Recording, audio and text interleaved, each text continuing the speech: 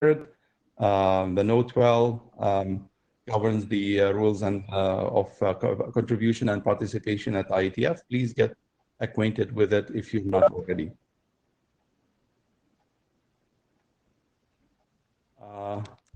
We have virtual blue sheet today.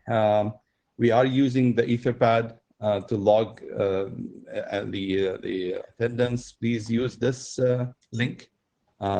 We were notified that there are two URLs for Etherpad. We are using this one, and there is a note in the other URL for Etherpad to use the proper one. So please make sure you sign in your name in the right one.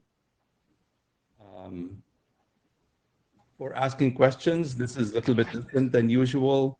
We ask the attendees to use the chat and log a +Q letter for entering the queue. And one of the working group chairs will manage and ask the person to go to the mic and ask their question. We are also on Jabber, so feel free to use it. And your questions will be queued as usual. We ask, please, the attendees to join in and contribute to the minute taking at the Etherpad page. We have the slides and the URL there. You can get access to the presenter's slides. As usual, the documents for the MPLS working group are at the MPLS documents page. Can you put these links in the chat? We can't cut and paste them from WebEx. I can do that, yeah.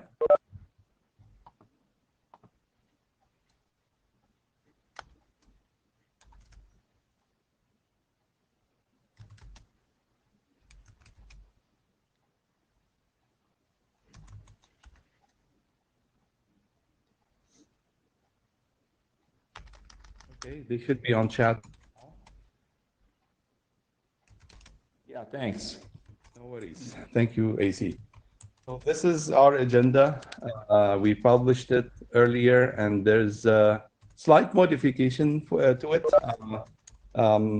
We've been asked that to bring up a couple of the presenters towards the end, bring them forward.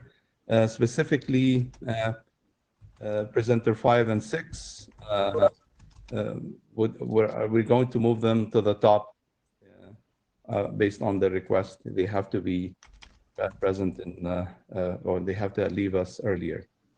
So we will accommodate this. We have 7 actually 6 presentations and a status group update that the chairs will go through. So we ask the presenters to leave some time or manage their time and leave some time for questions and answers towards the end. We think we've given the presenters, the time they asked.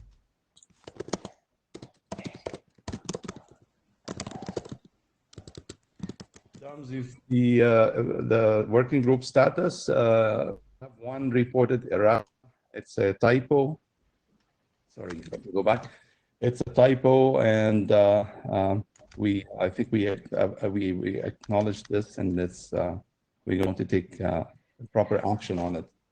So the POP was expanded incorrectly into a post office protocol, while it's a POP operation. It was logged against RFC 8287.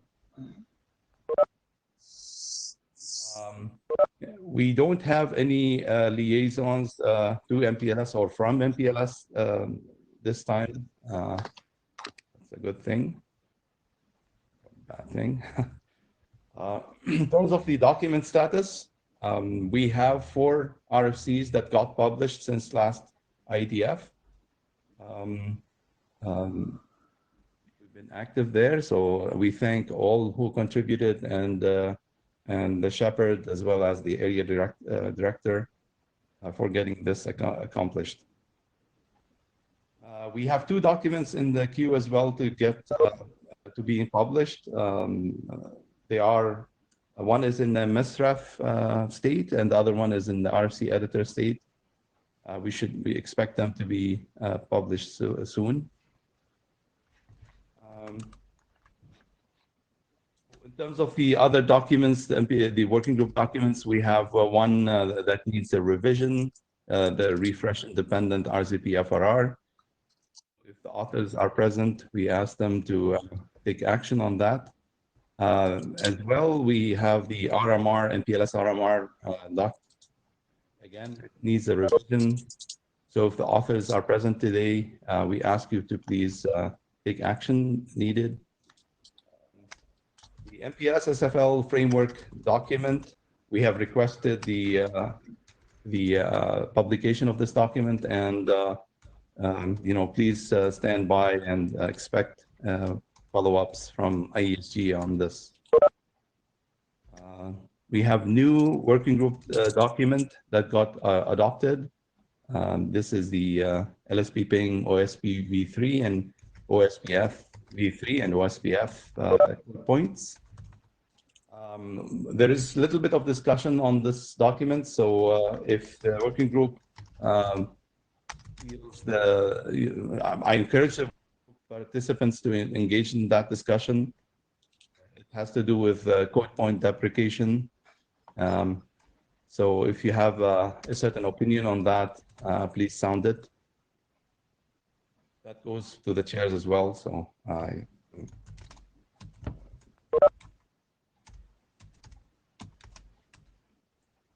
So in terms of the updated working group documents, we have the Yang document MPLS space. This has undergone a working group last fall, and there were a couple of comments that were addressed. Right now, it stands.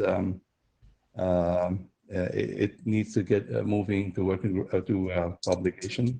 So we'll work with the Shepherd to get that moving forward. The other documents, they are updated. Eric? Yes. What we really need for the MPLS-based Young is implementation information. We don't have anything, although we know that there are implementations out there. So anyone that have an implementation, please tell us. You can tell the shares directly if you don't want to tell this. No, yeah, that's a good point, and I'm part of the authors, and we meet to discuss the Yang modeling, and we should respond by Friday. Upcoming Friday, we have a meeting, and I'm going to ask all the vendors if they have any support for any implementation of this model. From my side, yeah, I'll respond to your email about the implementation, Paul. Thank you, Loa. The other documents, they were updated. So we expect a working group report or status report for the working group documents. Some of them we've received. I'll go through those reports towards the end. But as usual, if it is a working group document, we expect that the authors to send periodic reports before the meetings, and please do that for your documents. Recently expired documents. So these are the working group documents, but they got expired. In fact, the last one got revived. I know that. But we ask the authors of the other documents to send us a note if they are still interested in moving these forward. Otherwise, we have to do the proper action, terminate those, or they will move. They will be archived.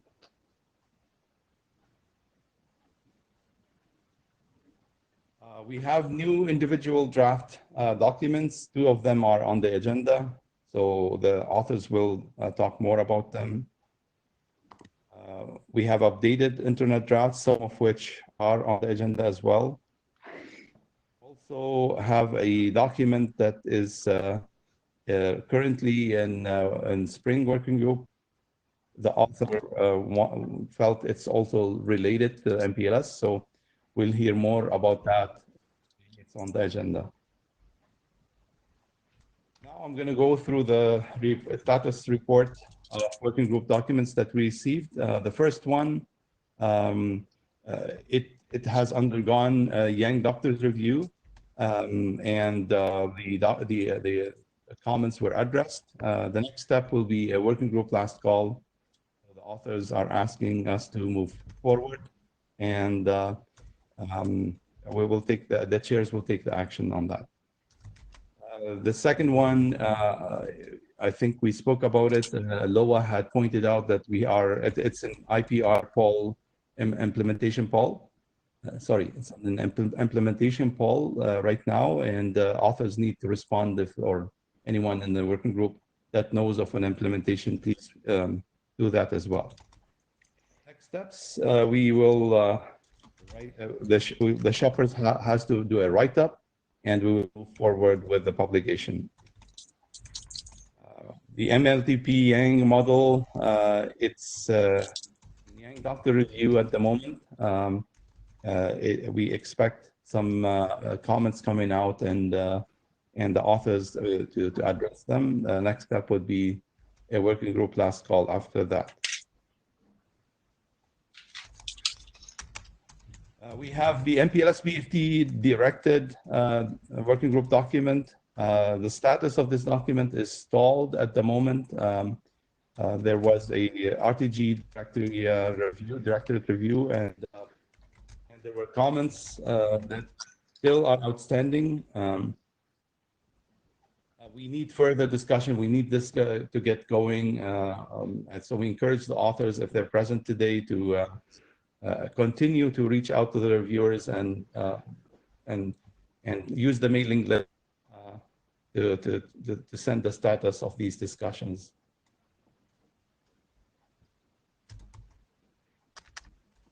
Next one is the MPLS RMR. I did mention that we expect a revision of this draft, and that will address the comments that came out. And then this will be moving forward to publication after that. MPLS LDP RMR extensions, we are waiting for the base RMR draft, which is the one in the middle here, to move forward. So after that, there will be a Shepherd write-up and a working group last call to move forward with the document. Yes, please. On the last one on the previous page, I think that information is not correct. What we actually was waiting for was the RMR to go to publication threat. So we are free to start working on the RMR extensions now. I need to talk to the author. Yeah. So let me repeat it again. So the last document here, LDP RMR, waiting on the base RMR or draft, which is in the middle, to get to publication, right? We're waiting for that we ask for publication. I think we've done that. Yeah. Yeah. Yes. We're not waiting any longer. Yes, we're ready to go. Okay.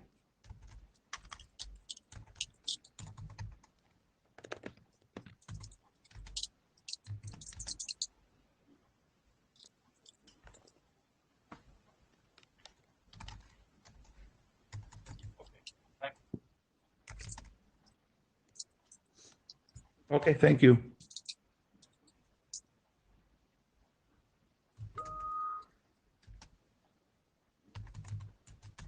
So the next one we have here is a MIB working group document for MLDP.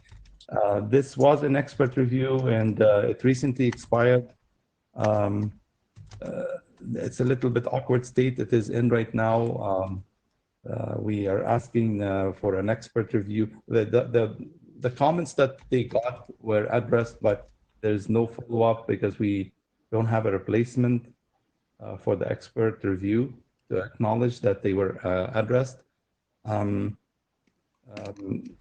Loa has more on the status. Do you feel you need to add, Loa, to this?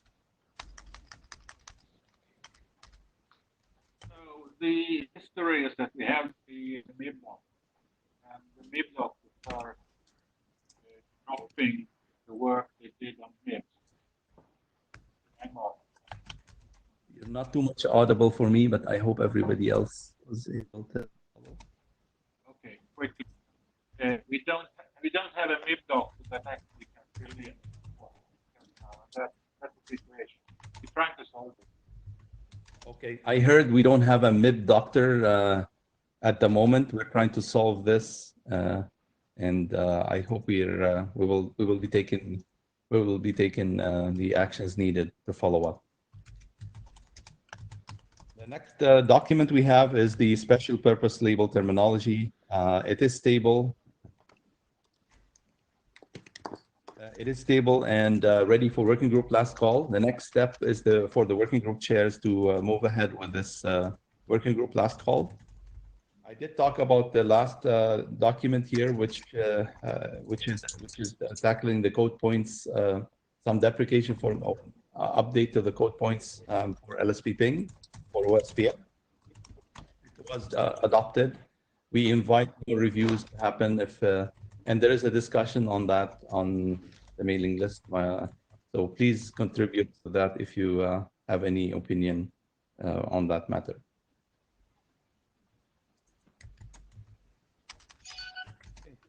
Next, we have the LSP ping registries update. The status of this is the authors are addressing some comments that were raised by Adrian. Thank you, Adrian. And the next steps would be to move forward for working group last call. The IETF MPLS SFL framework, synonymous flow label. I mentioned that it is in publication requested. We are waiting on further review from IESG. And this is the last one here. It's also SFL related. It is ready for working group last call. We have pointed out that we have many authors on the first page. So we're asking the authors to discuss it amongst themselves if it is possible to reduce the number of authors. If you think otherwise, let the chairs know, and we will raise it up with the area director. And the next step would be to move ahead with working group last call. Is anyone trying to? Okay. I don't think we will. I think the working group chair actually will take the decision and appoint an editor. Let's say working group chair will actually take the decision. I'm sorry, I can't fully comprehend what you're trying to say, but I said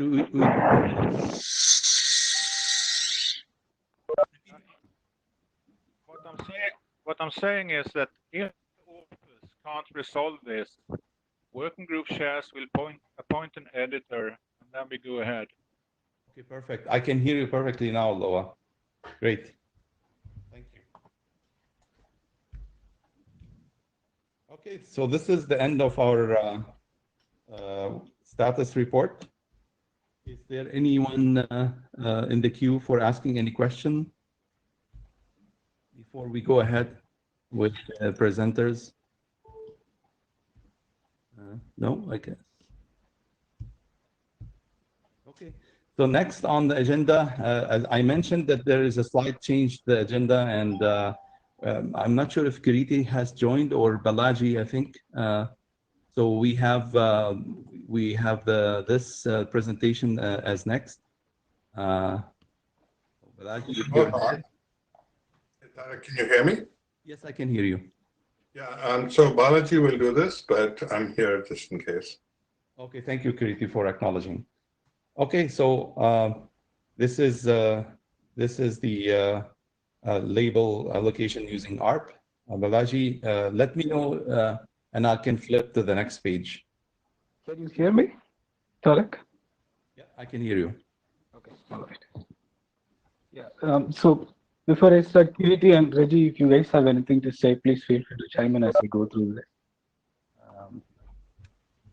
So LRP is basically an extension to ARP protocol that allows creation of MPLS LSPs. In MPLS, we have a suite of protocols, right? Like LDP, RSVP, BGP, LU, and so on. Each protocol has a different set of characteristics, right? It has its own strengths and weaknesses. LDP, for example, is good at keeping state minimal, but it can only create SPF LSPs. RSVP is pretty good at traffic engineering, but it has order of n square problem in the transit. Likewise, LRP also appears in the line with its own strengths and weaknesses. LRP is a very simple protocol because it's based off of ARP, which itself is a simple protocol. And it has its own weaknesses, like, for example, its scaling, right? So that's what LRP is. Because of its simplicity, it's applicable in two major deployment scenarios. One is in the MPLS data center, where let's say there is a server that's providing multi-tenancy, right? And in order to provide multi-tenancy, the server needs an underlay network, right? We have a host of underlay technologies, MPLS being one of them. If the server chooses MPLS as underlay, then it needs a way to create the MPLS tunnel, right? So it needs to speak some protocol to the network to create the tunnels, and LRP is an ideal choice between server and the network. Another use case is in the access network, if the broadband server is allocating labels to subscribers, and one of the DSLAM sitting somewhere in the access network needs to get to the destination, it can use the LRP to acquire the label binding. Say, please.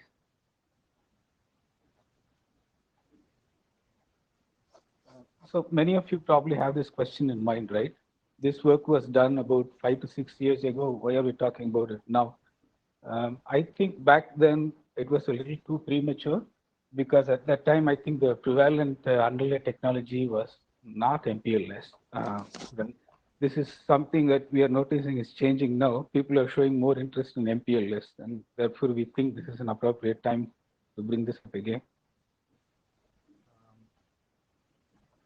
Then if the question is how does the server acquire the label binding, right?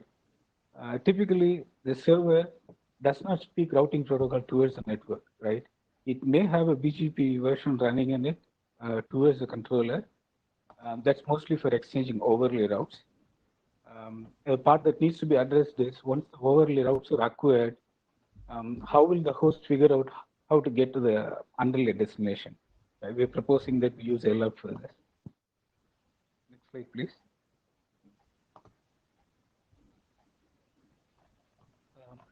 So at a high level, this is how the protocol works. Traditional ARP, one of the nodes in the network sends out a request and says, I'm trying to reach this particular IP destination. Whoever has this IP address, can you give me the MAC address for this? And whoever wants that IP address responds, right? That's the traditional simple model of ARP. There is a slight variation of this, which is called the proxy ARP, in which a node is allowed to respond to the ARP request even if it's not the owner of the IP address. Right? Typically, this is done by routers. What LRP uses is the proxy ARP model, basically. So the protocol operation is pretty similar to ARP. An LRP client sends out a request and says, I'm trying to reach this destination. Can you give me the label? Instead of MAC address, it says, give me the label, right? One of the LRP servers sitting in the network gets this packet, and when it sends the LRP reply, instead of the MAC address, it hands out a label. And that's basically the nuts and bolts of this protocol design. Can you go to the next slide, please? So let's zoom into it a little more. In this diagram, you see there are 3 N nodes, X, Y, and Z, which could either be servers or DSLAM nodes. And there are 3 routers, T1, T2, and T3, sitting in the border of the network, which could either be BNG servers or TOR routers, right, if it's in the data center. Let's say X wants to talk to Y, right? It wants to establish an underlay LSP to Y. So X starts by saying, it sends out an LRP request and says, I need to get to Y. Can somebody give me a label for it? That packet reaches T1 because ARP is a broadcast packet. T1 gets it, looks into its tunnel database. For a second, let's assume that T1 has a tunnel to Y, right? So it assigns a label binding to the LSP to Y and installs a route entry in its LFIP that says if the incoming label is, let's say, L1, right? Swap it with L2 and send it to Y. And then it sends L1 to X. At this point, X is good to go. You can start sending packets to Y. Right? So one additional aspect of this is, if you see how ARP works, right? Basic ARP, when a node gets ARP request, not only does it respond with its own MAC address, it also learns the sender's MAC address, right? Likewise, in LR, when T1 hears from X, it also learns that X is present there and automatically assigns a label finding for X, which is sort of propagated into the network. And that's how, in the first place, T1 had an LSP to Y. It was propagated by T2 towards T1 when Y tried to do something. Next slide, please.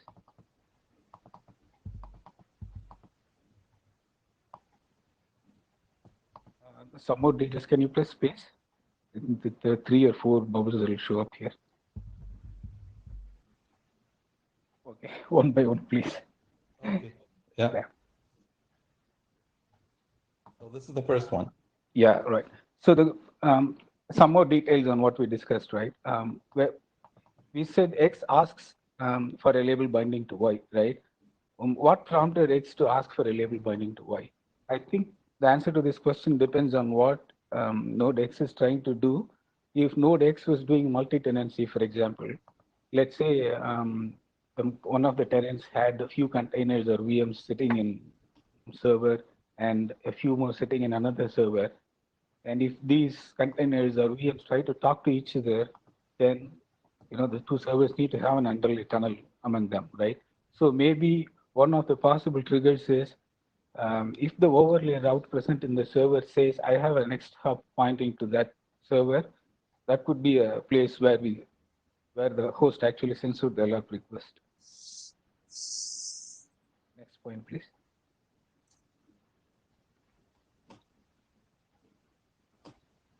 So the second aspect is we said T1 would look into its tunnel database, assign a label to that LSP, and create a route that stitches the two LSPs, right? And what if in the code you are actually doing Spring, right? Then in that case you might have multiple LSPs. So this concept is already supported by Spring. It's called binding set. Essentially, T1 allocates a label and does a swap route into the LSP going into the core. Next point, please.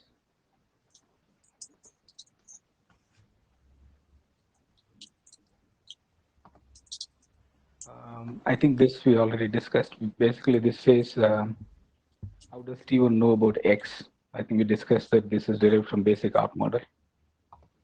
Next one, please. Also note, because we are using proxy R, X and Y do not need to be in the same network. This is again a property inherited from basic ARP. Next slide, please.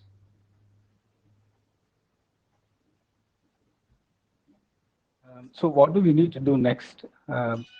Last time we presented, we actually had some prototype implementation on Linux and on another operating system. But it didn't go too far because at that time, MPLS support in Linux was not that great. I think things have improved significantly now. I think we need to refresh our implementation to catch up with the recent state of affairs. And we also need to flesh out more protocol details as to how the label, metric, entropy label capability, etc. How are these properties going to be represented in the packet? What if a server is multi-homed? How does it choose the egress interface? How does LRP work in a Spring network? How do we deal with, does LRP need to support label stacking, for example? Is binding set good enough? And as you guys know, most of the routing protocols have this graceful restart support where the control plane is allowed to restart while traffic is still flowing. A similar capability is probably needed in LR2. Next slide, please.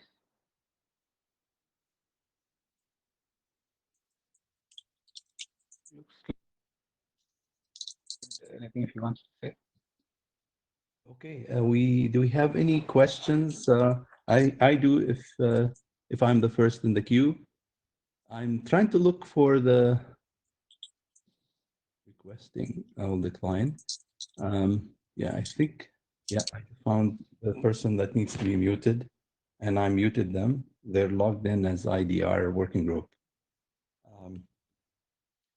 So am I in the queue? Yes, Nick? Okay. All right, Balaji, my question is, so ARP is for V4, it resolves IPv4 to MAC, and other networks may use IPv6 ND. This is the first question. What are your plans to address that, to distribute bindings in V6 networks? And the second question, okay, now I forgot the second question, so I'll stop right there. Please go ahead and. Yeah, I think Kiriti had some thoughts on how to do IPv6 in LARP. I'll let Kiriti answer that. So, yeah, thanks, Balaji. The plan is to use ARP because it's a very simple request reply protocol. ND has other things overloaded on it, which is what you need if you're a client in an IPv6 network trying to get more than just how do I get to a particular remote IP address. LR wants to, I think, keep it really simple. Just get IP to label binding. And so I think that works. Just set the protocol type to IPv6 rather than IPv4. There's a code point for that in Ethernet, so that would work. That's the current thing. I know IPv6 people probably are looking askance at me, but that's I think it's more suited. Okay, thanks. When did you want to comment? Is that a question? It's a comment. Do you hear me? Yes, I can hear you. Go ahead. Yeah, it's a comment and a question. I see.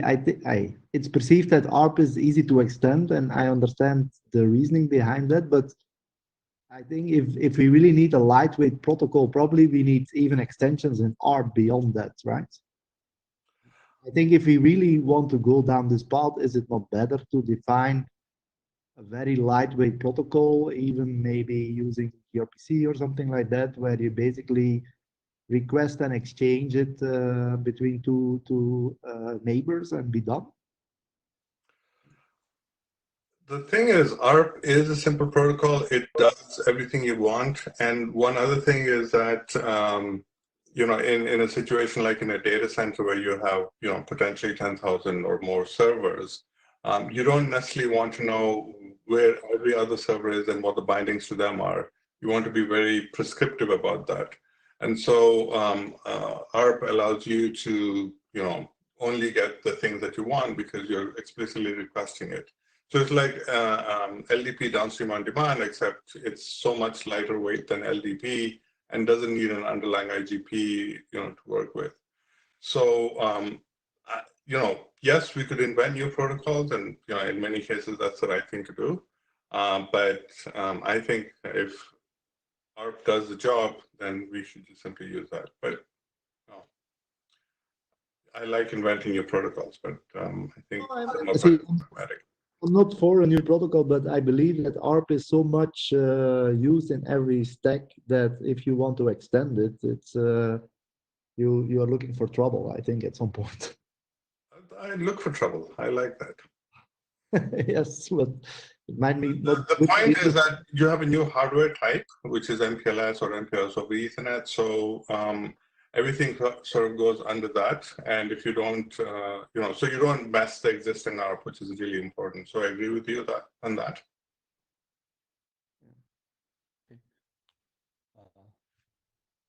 Do we have other questions? I think Joel has a question.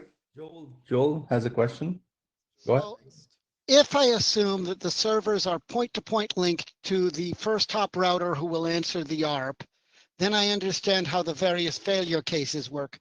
But if the top of rack thing is a switch and not doing the ARP, but rather connecting to some other router that's actually answering the ARPs, which is perfectly valid. Then I do wonder what happens when there's multiple routers and some of them fail, or if they don't all use the same label. Seems like odd things can happen in many topologies. In sufficiently constrained topologies, I get how this works. So are you planning to just say this must be used only with this topology restriction, or do you have a way to make it work when there's a layer 2 interconnect as well as layer 3? So right now we were looking at the case where it's a layer 3 interconnect or point-to-point. And that's, I think, the most common case in data centers, especially if you're going to move to MPLS. I think it's interesting to try to work out some of those cases, but I'm happy to stay with just doing it, on a point-to-point, a server-to-switch connection, to Tor connection. Does the draft currently make that clear? It doesn't. There is this question of, to your point about multiple labels, it's a multi-home, which effectively, in the case where you're connected to a switch, you could be multi-homed. You're effectively connected to two different things. That does need to be worked out. Okay, thank you. Okay. Because you're next up, you're up next again. I think there is no outstanding questions anymore, so I can flash the next set of slides if you're going to present. Yes, I will present. Okay. Are you able to see them, by the way? I am, yes, thanks. Okay, perfect. Next, Thanks. please. So this draft was joint work with Wen Lin. She was looking at the problem of how do I deal with a multi-homed EVPN client, and I'm doing fast readout. When the CE goes down, there are certain issues. And then we started discussing this and came up with a more generalized framework. So next slide, please. Wen is online, so if we have questions, we can definitely bring her in. So everyone knows fast readout. It's a really nice way of reducing packet loss when there's link or node failures. And in many cases, this is the reason why people deploy MPLS. But there are cases where MPLS may actually, fast readout may actually make things worse. So we'll look at some of those situations and then propose a solution using a new special purpose label. Next. So here's a case where this is what Wen was looking at. I have a CE1 that's multi-homed to PE1 and PE2, and it's active-active. So what you have is packets coming from CE2 trying to go to CE1. PE3 can decide to go to PE1 or PE2 and put the appropriate labels. And then PE1 says, hey, since I'm multi-homed, I can actually have a backup path in case my link to CE1 goes down. I'll go via this other link I have or any path I have to PE2, and then ask PE2 to send the packet to CE1. So it establishes this protection path from PE1 to CE1 via PE2, and similarly PE2 does the same. So this is nice, and this is a VPN fast readout. This applies in the case of an EVPN or an IPVPN with multi-homing. The EVPN should be in active-active mode. IPVPNs are typically always in active-active mode. It could apply to VPLS, but typically VPLS are not run active-active. They run active standby, and there's certain issues if you run active-active. Next. So the case here is if CE fails, if the CE fails, PE1 will probably see this as a link failure and activate the fast readout. And so it'll send packets to CE1 via PE2. But PE2 will see the same thing. So what you get is a packet goes from PE3 to PE1. PE1 says, oh, I gotta go via PE2. So the packet goes to PE2, then comes back to PE1 and just keeps going back and forth. So each packet will loop until TTL expires, and this whole situation will continue until something happens that tells PE1, hey, it's not the link that's down, it's actually the C that's down. And often that's difficult to determine. Okay, we have someone who's. Yeah, I think there's. I'm not sure. I'm trying to find, Kiriti, I'm trying to find where the. RI is the one, I think. Who? CMRI, I think is the one. Yeah, okay, they're muted now. Okay, thank you. Go ahead, Kiriti. Okay, so in this case, you know, the FRR, which is supposed to help you and, you know, reduce the packet drops, actually causes congestion on the path between PE1 and PE2, and also causes a lot of extra processing on PE1 and PE2. So it actually tends to be a bad thing. Next slide. This is a case for MPLS transport.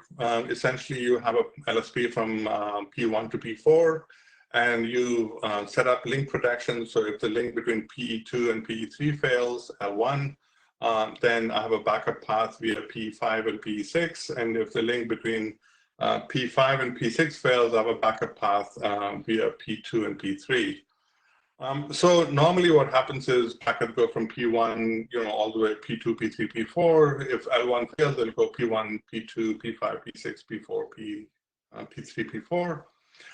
But if you have a situation where L1 and L2 both fail, maybe because you didn't realize that they're actually sharing fades, or maybe that information didn't get propagated to the path computation, then you have a situation where the packet goes from P1 to P2 saying, I'm trying to get to P4. P2 says L1 is down, so I'm going to go to P5. P5 says L2 is down, I'll go back to P2. And then the packet ping pongs there and congests that link. So here's another case where the fast readout, you know, normally helps you, but in this maybe not very common case, it actually hurts. Next slide. So in the case of RMI, you can do the build on the right. But in the case of RMR, I won't go into it in detail.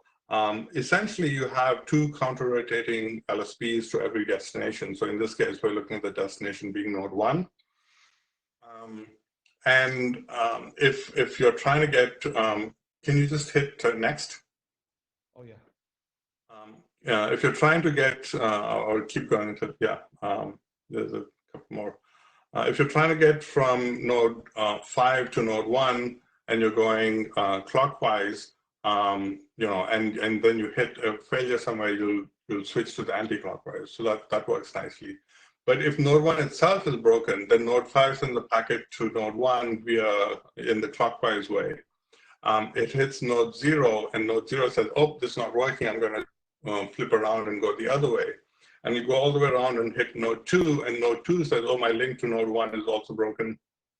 It doesn't know that it's also. So it says my link is broken, so it flips back. And so now you have this packets going back and forth around the ring.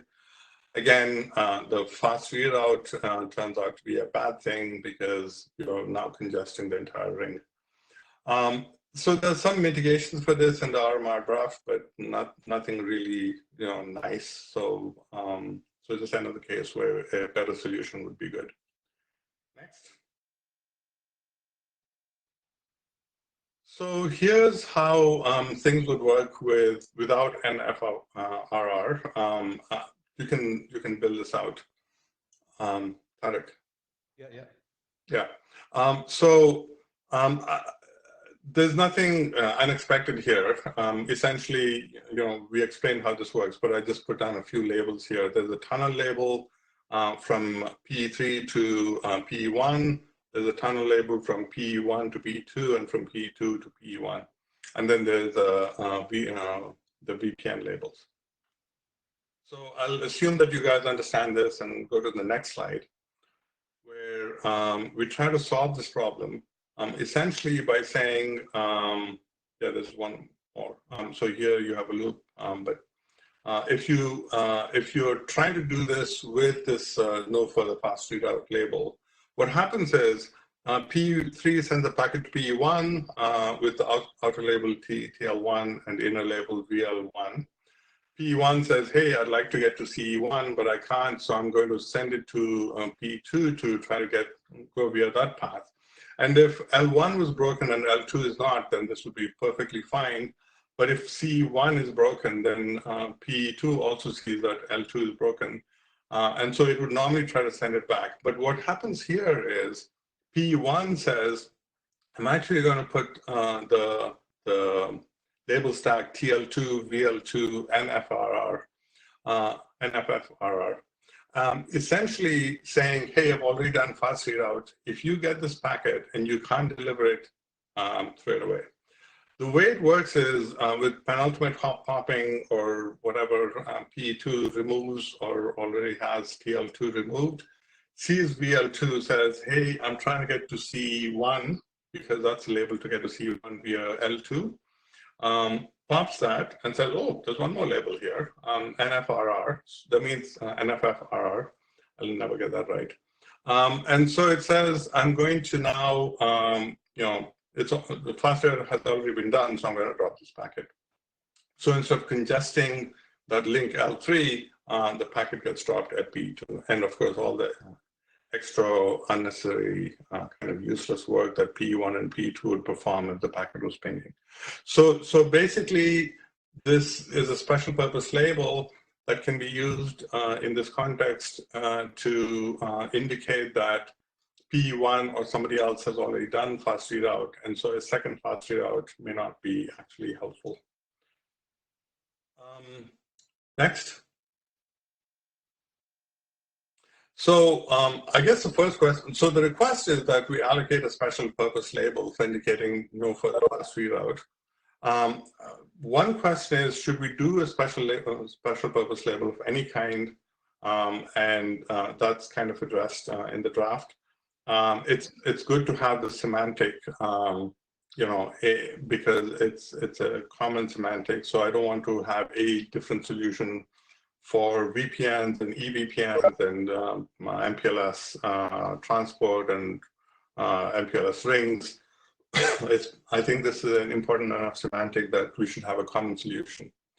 The second thing is, why a special purpose label and not an extended special purpose label? Well, if you use a label stack, as in, if the protection path, like in the MPLS transport case, was actually a sequence of adjacency SIDs, then you don't know where a second failure might happen. So you're going to have to insert the NFFRR indication. And if that is an extended special purpose label, you could be putting 2 extra labels in the stack per adjacency SID. So we do request that we get a special purpose label. We'd like to do an early allocation with label value 8 so that we can prototype this and see how it works in microcode. And there are a couple of questions, exactly where you put the NFFRR label. Should it be the bottom label in the stack in the eVPN case, or should it be the second label below the tunnel label, or should there be some other place you put it? So, so I think doing an early allocation will allow us to do some of that. Next. And I realize that we have a couple of questions here, but I do think that we should have discussion of this draft on the list. It's a new draft and a new idea. And the sort of next step beyond fast readout, which I think was a great thing that's been around for a while. We need companion documents to signal the ability to process NFFRR, sort of like the entropy label capability. This would be the NFFRR capability, and we at least need that in BGP and IGP, and we might need it in other things. And then there is the question of, when do you actually put an NFFRR label? What are the kind of computations you might want to do? What are the algorithms you might want to use? If you use NFFRR all the time, whenever you've done a fast readout, even if a second fast readout won't hurt, then you get unnecessary packet loss. But if you don't use it, then you get the problem you have today, and that sometimes is worse. So I do think that there is more work to do here, but we'd like to, well, have that discussion. There are some certain set of questions already here. I think Tarek, Laura, and Stuart, but we should do more on the list as well. So, questions? Yes, thank you. Actually, Greg is the first, and unless I'm mistaken, Nick. I missed that then. I keep looking over, but I probably missed that. Sorry, Greg, go ahead. Okay. Hi, Kireti. It's very interesting. What I wonder is that, have you looked at how OEM, BFD can be used to help in this scenario? Because I think that in a scenario that you closely investigated with dual homed, so we might expect that there is a session between P's and CE, and then there is a BFD session between, or not BFD, but OEM in the tunnel from P1 to P2 and P3 to P2. So at least to the best of my knowledge of BFD, we can signal the failure on concatenated segment so that the packets would not be sent all together if both P's connected to the C1 will report the failure of concatenated path. I'm not sure what concatenated path is, but I mean, the fact that CE1 has failed is something that both PE1 and PE2 can find out quickly using BFD or whatever OEM you're using. And now, so as soon as the packet hits PE1, it's going to be sent to PE2. And PE2 is going to, see it, there's a packet, doesn't know where it came from, and send it back to PE1. The problem is, especially if there's not a direct link between P1 and P2, you don't know where it's coming from. So you don't know if it's coming from, P3 or P4 or some other P in the network, or it's coming specifically from P1, and specifically because it was from, a packet that P1 did a fast readout on.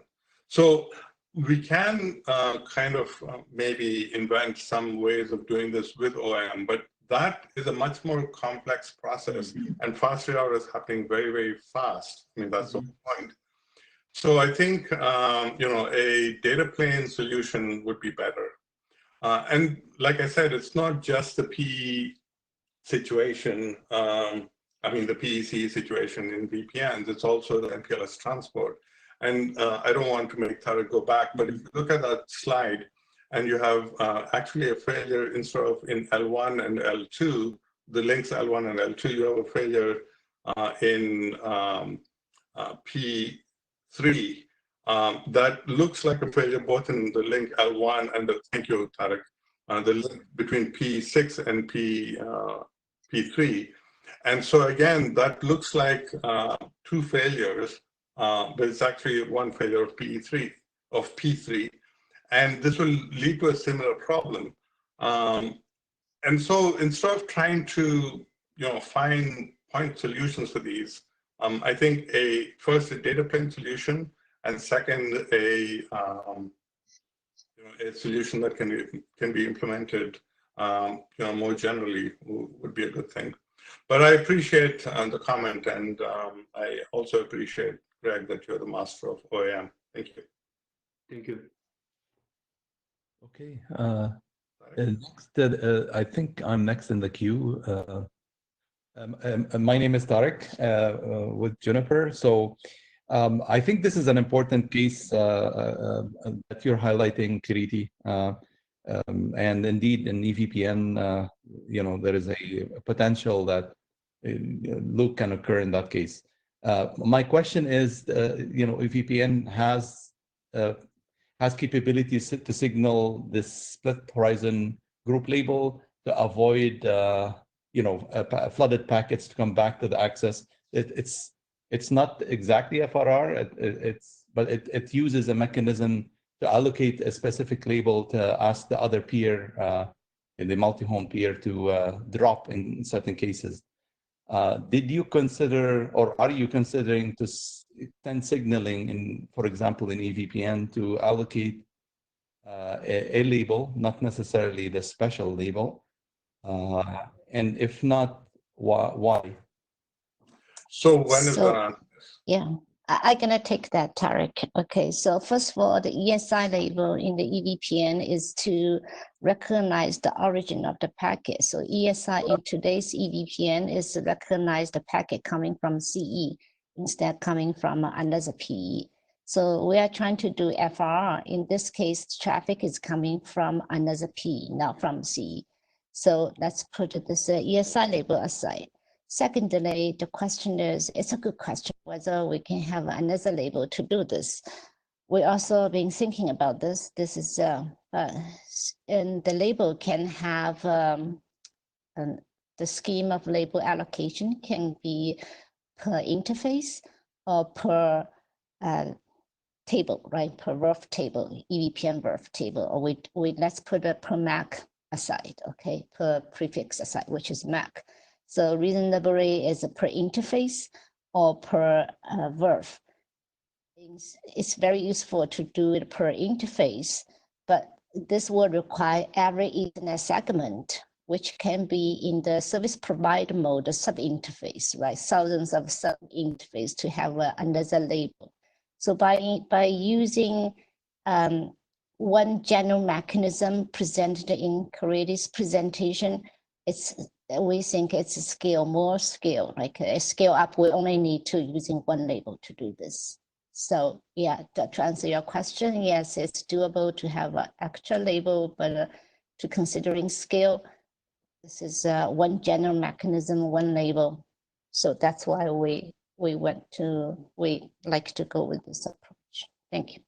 But Wen had done that homework and she had looked at different ways of doing this. So thanks, Okay, Wen. fair enough. Thank you so much, Wen and Kiriti. I'm fine with that. I think Stewart is, actually, sorry, Loa is next in the queue. Okay, I just have one.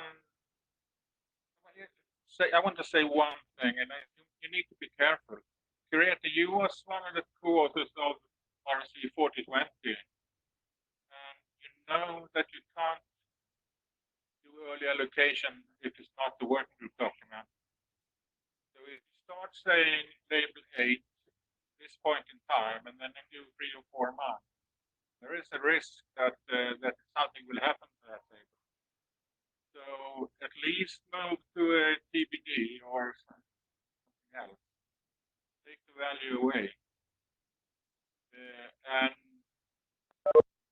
I think it will take you 3 or 4 months before we can actually make this a work group document. Sure. I agree with all that. I put the request in now so that we can start thinking, we can get the expert review done and so on. We do definitely want to progress the draft as well.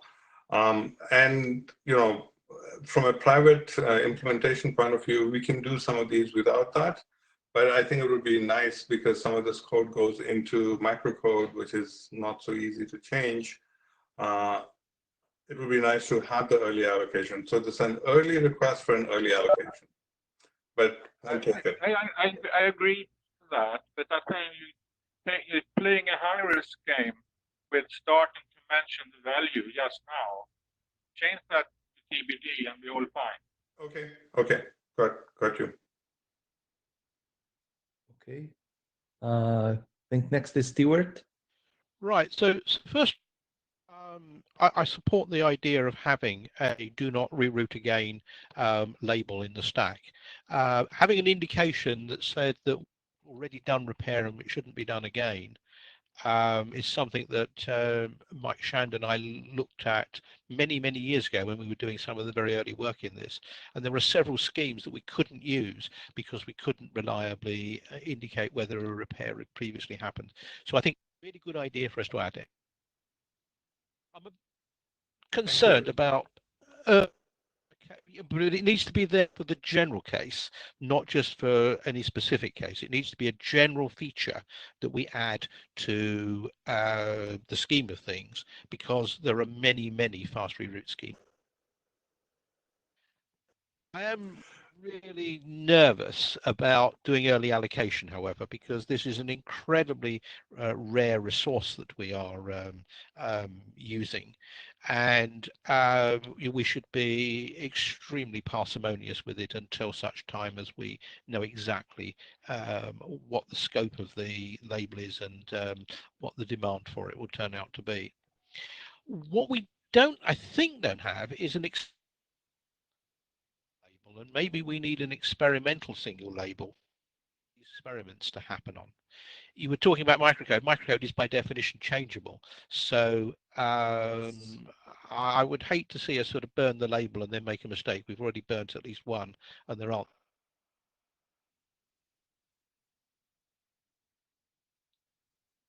Okay. I have Mac Chen next in the queue. Okay, this is Mark. I think I have a comments about this, about the application cases. I think this idea may work for some special cases, but it's maybe difficult to apply to a general cases, right? Okay, So, yeah, possible. yeah, because if you don't know the topology, it's very dependent on the topology. True. The thing is, the probability of two failures is generally, much lower than the probability of single failure. Although there are cases that look like two failures when they're actually a single failure, like the CE case, or in the MPLS transport case, it was P3 that failed. It looks like two failures, but actually it's just one. Having said that, yes, it does depend on the topology, and a little bit of that is explored in the draft, where there are actually three ways of getting from P1 to P4. The numbers or the names are different in the draft.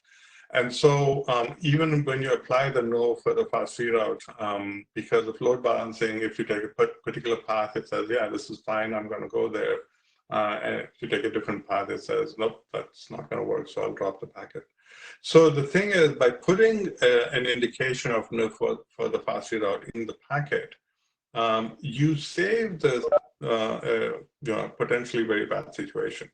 But like I said in the further work, we do have to look at techniques, algorithms and computation and stuff that allow us to try to be more selective about when we use it. Today, we don't have it at all, and I think that's pretty bad. If you use it all the time, that's slightly less bad, still bad, so maybe there's a better way of doing it. So I'm happy to do that exploration, or if people want to do it, that's great. Okay, I think, we're running a little bit late.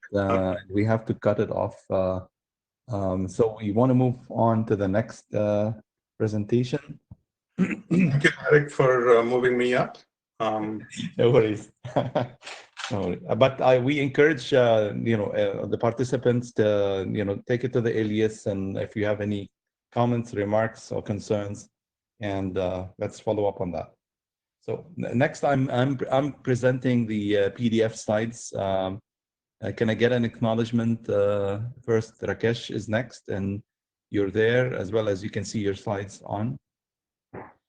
Hi, Tariq. Hi, everyone. Good morning. Are you able to see the slides, Rakesh? Yeah, I see the slides, Tariq. Thanks. Okay. So it's moving on its own. Yeah, hi. So I'm Rakesh, presenting this draft on PM for segment routing for MPLS data plane on behalf of the authors listed. Next slide.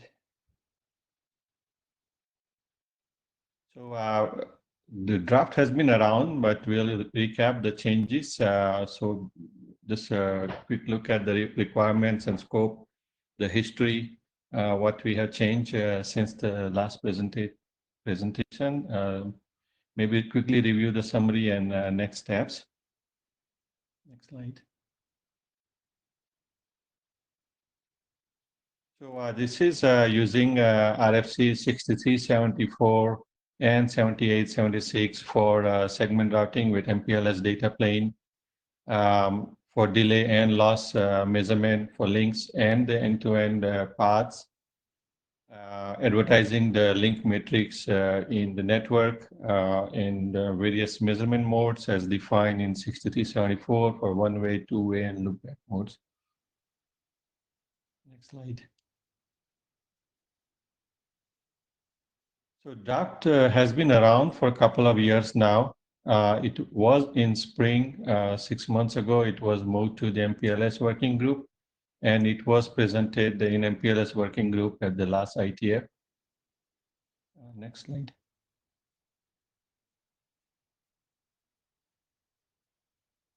So since last presentation, there are a few changes made to the draft. Address basically some feedback and comments that we got. Some changes in the two-way measurement mode. Identify that some TLVs as mandatory. Change the handling of a destination address TLV. We don't have any open items at this point. Next slide.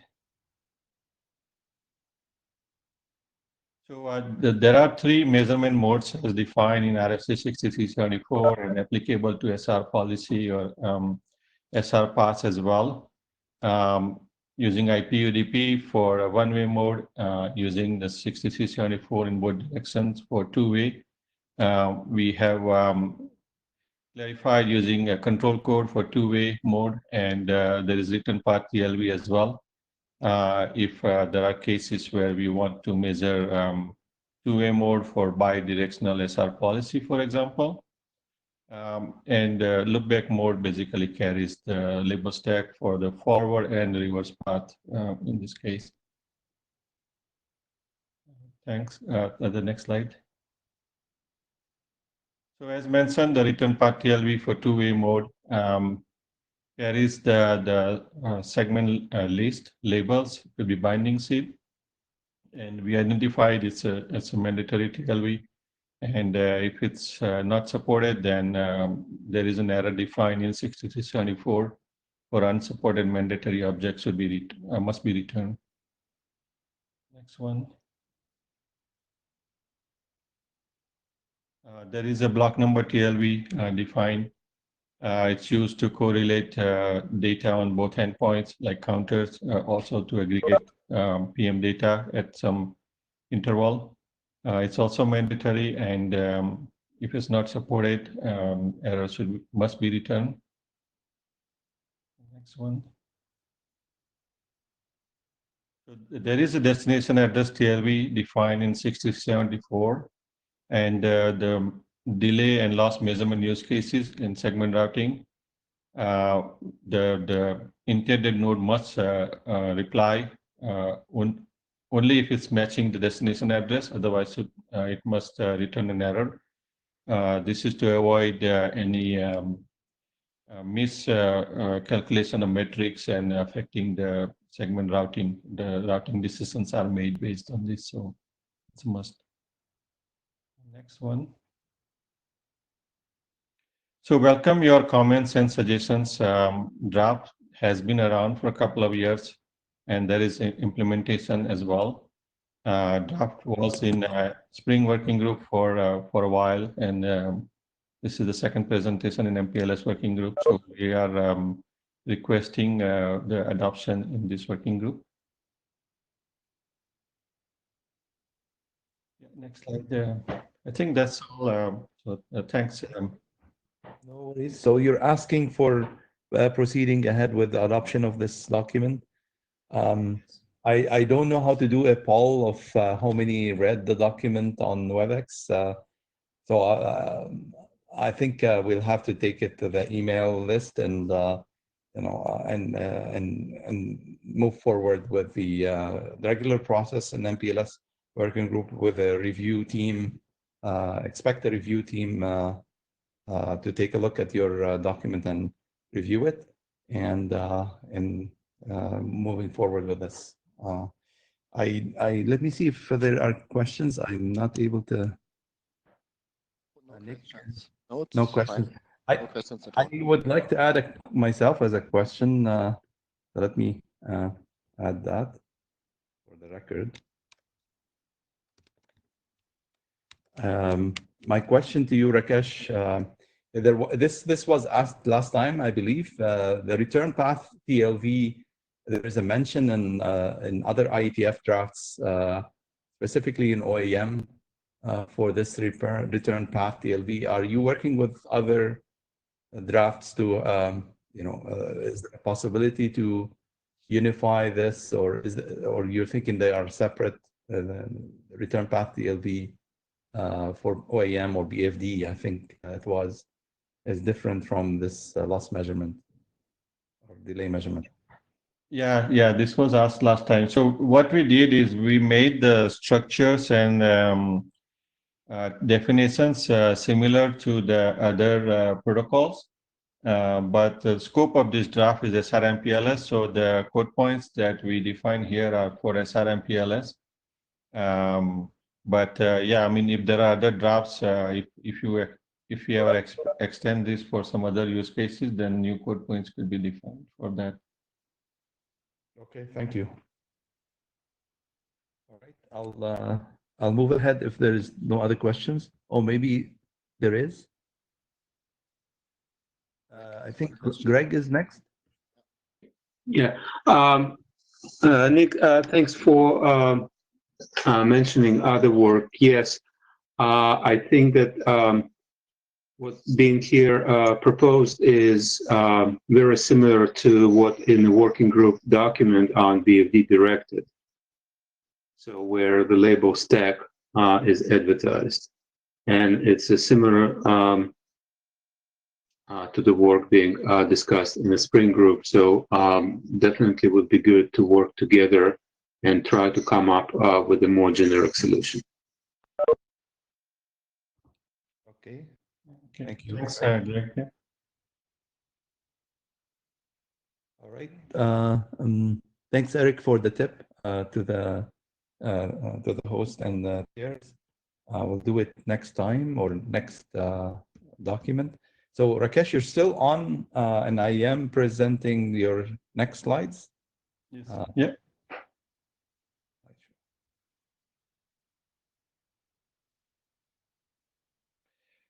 Yeah, so I'm Rakesh again. This is enhanced performance measurement and liveness monitoring in segment routing network. We're introducing this 0.0 version draft and presenting on behalf of the authors listed. Next slide. So agenda, we'll look at the requirements and scope, the summary of the proposal and next steps.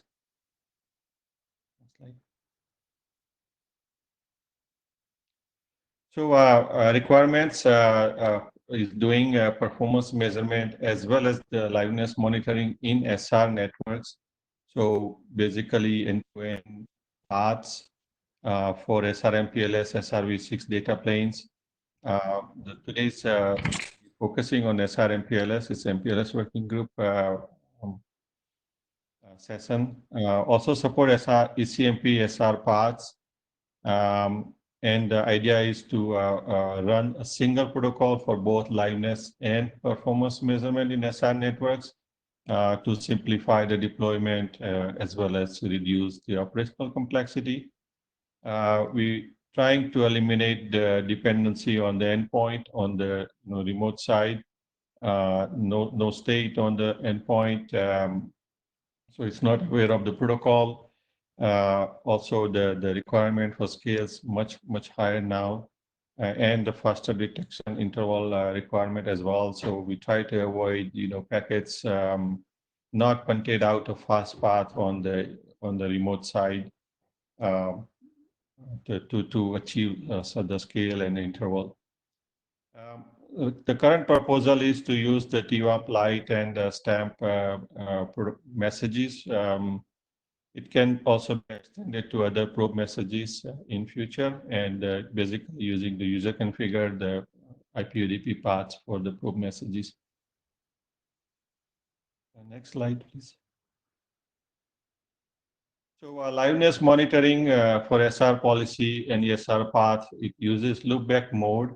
Loopback mode is currently not defined for T1 light or stamp in the existing RFCs. So this introduces this mode, and basically the probe messages are sent using the segment list in case of SR policy candidate paths.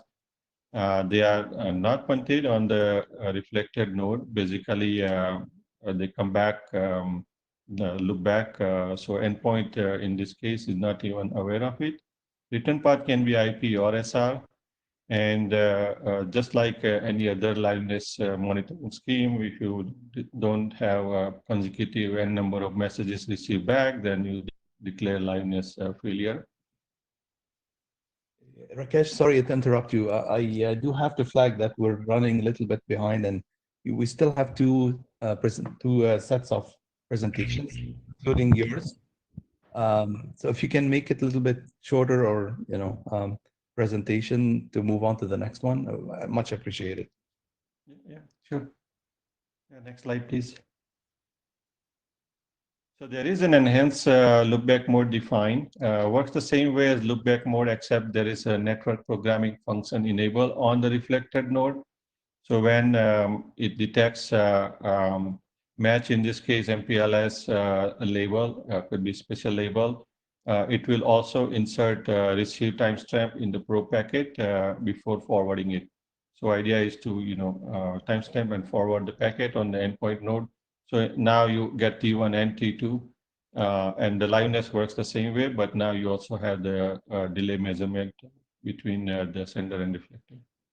Next slide, please.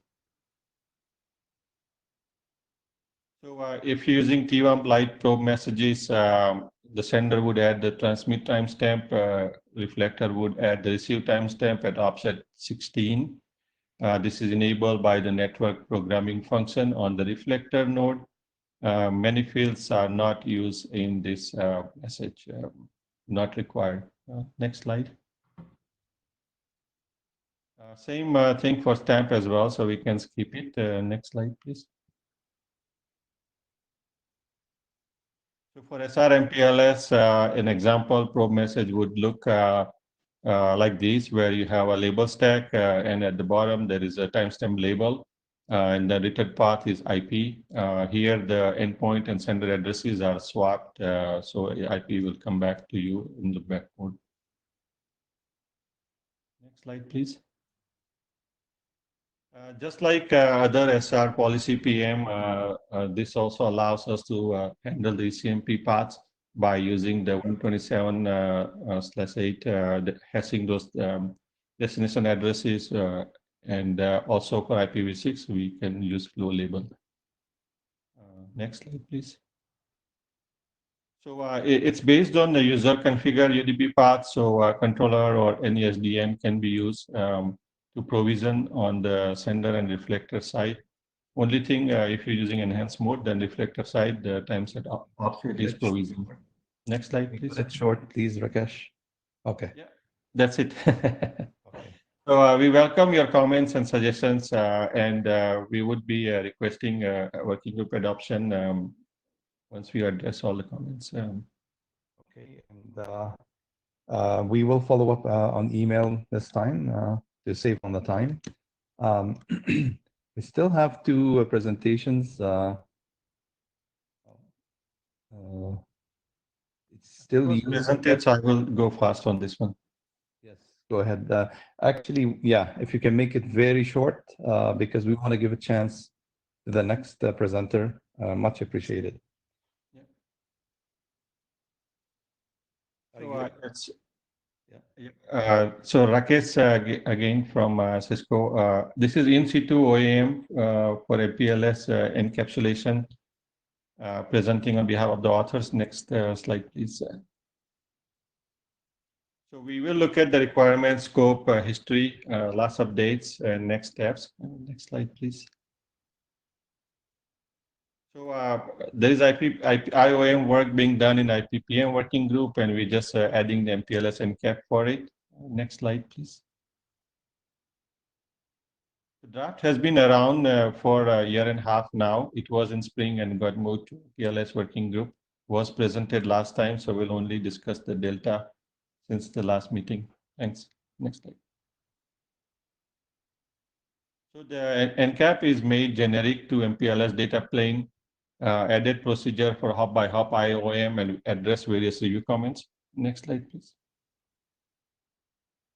So as presented before, there is an IOM indicator label to indicate the IOM metadata present. Next slide.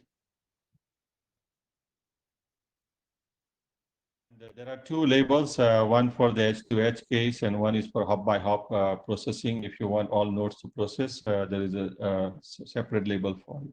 Next slide, please.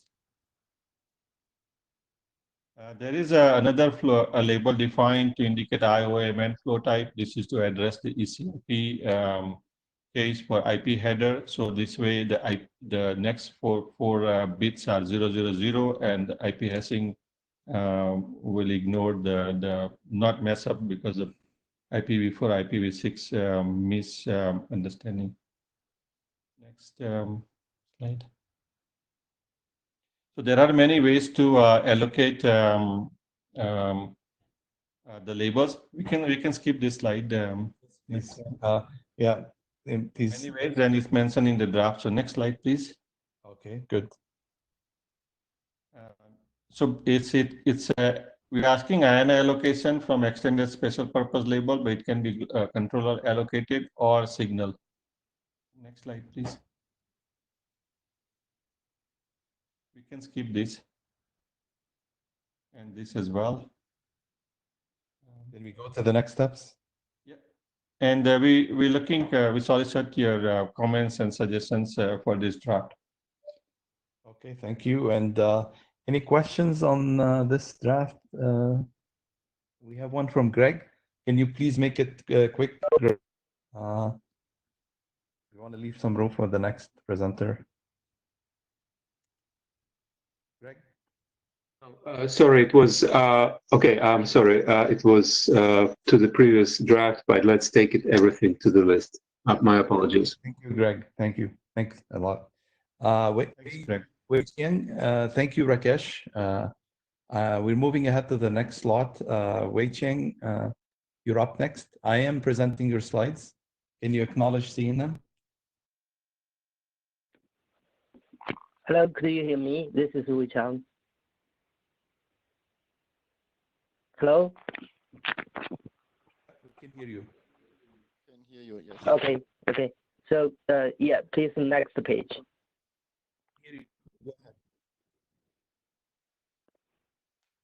Yeah, so this draft is a 03 revision draft, and we have several major changes according to the comments received previously. The first one is we changed from the base special purpose labor to the extended special purpose labor. And the second one is change the definition of the flow ID labors, TC and TTL, to make them compliant with IFC 32. And the text on comparison with MPLS in situ OM. And the last one is and some text on the security consideration. In the next page.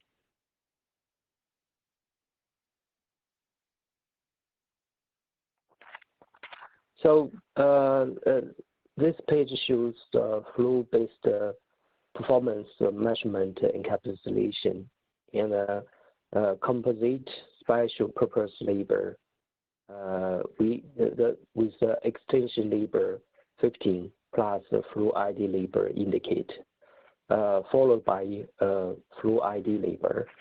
The flow ID labor is used as MPLS flow indication. The TC and TTL of the flow ID labor emitted that of interpol labor, except that TC of the flow ID labor is recommended as color marking field. So next page.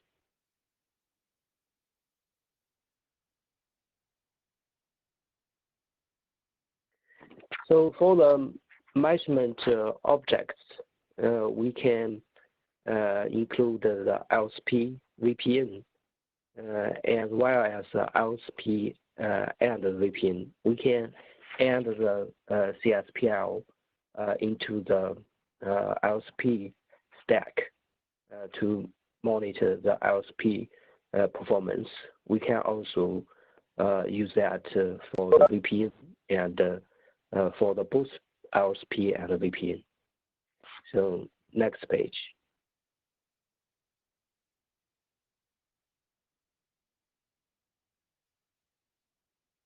So this slide shows that the comparison with the in situ OEM, the major differences between the both solution, there are 2 points. The first one, MPLS embedded performance measurement doesn't introduce any new header, whereas MPLS in situ OEM needs a new header, which means maybe additional basic requirements. And the second point, MPLS embedded performance measurement allows the network node to report the refined data. For example, the calculated performance matrices associated with specified flow, whereas MPLS in situ OEM requires the network node to report the data. For example, the ingress interface and the egress interface data associated with the specified packet. So this is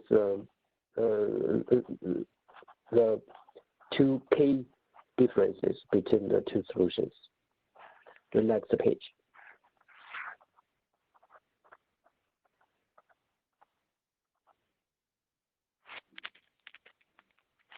So we also add the security consideration in this new version.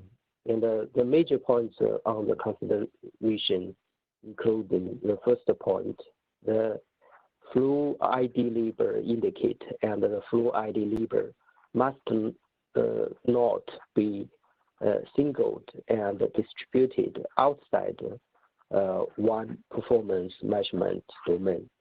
And the second point is that to prevent packets carrying flow ID label from leaking from one domain to another, the domain boundary nodes should deploy some policies, such as some special ACL, to filter out the packets. So next page.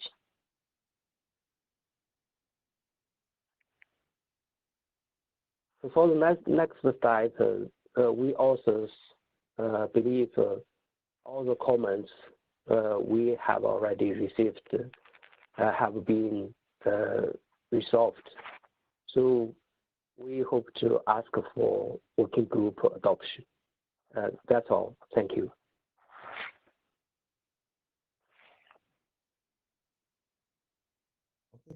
As mentioned earlier, we will take it to the list to do a poll of interest from the working group, and we will move accordingly to adoption. We did make it on time. I thank everybody for sticking to the agenda and making it on time.